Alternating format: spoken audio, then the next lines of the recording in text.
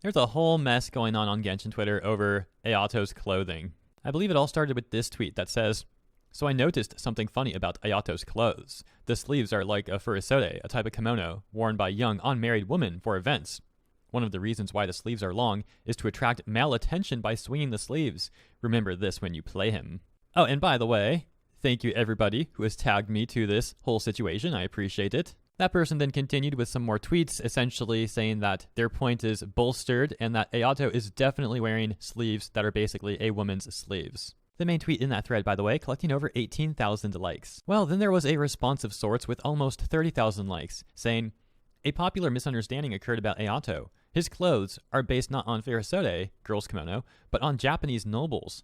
Long sleeves of both furusode and noble attire aren't for attracting men. The symbolism of his clothes is very interesting. Ayato's design combines Heian and Meiji periods. This might mean he both values the oldest traditions and accepts change. First, Ayato's sleeves are the closest to kiriginu of Heian era. It means hunting clothes and originated from hunting with a falcon. Talks about how such was worn by nobles representing high status and money, and that these sleeves by Ayato are really not surprising at all, and that they especially make sense because of Ayato's close ties with Narukami Shrine." Another response to the tweet about Ayato's clothes allegedly being the same as a young unmarried woman's collects over 11,000 likes and says, "This is grossly misinformed. They weren't meant to attract the male gaze by swinging them. They were also practical as women use their sleeves like pockets. Please don't take this info to heart." And throughout all these tweets, you got a bunch of people arguing back and forth about who's right and who's wrong. Ultimately, I would be here all day if I were to show you everything going on. Like, I'm sure you can just imagine. We've covered multiple tweets here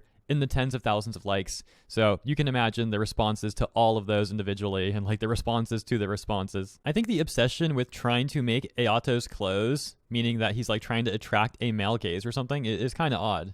Like, I don't care if he's gay or straight, but it's odd to me that people care so much about this stuff. Like, I'm interested in his freaking moveset. Like, if he's going to be good support for my Ganyu, or if he's built for being an Ayaka support, which makes more sense. In which case, like, would he not be so good for my Ganyu? I don't know.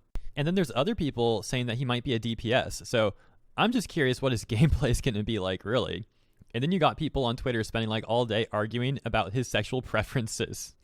I guess, hey, if that's what makes you happy, you do you. Personally, that's not how I want to spend my time. Yeah, that's the TLDR of the situation. If you'd like to look into this some more, you could search it all on Twitter. It's still unfolding. But again, that's the TLDR. So thanks for tuning in. See you in the comments, and also, of course, in the next segment on the way.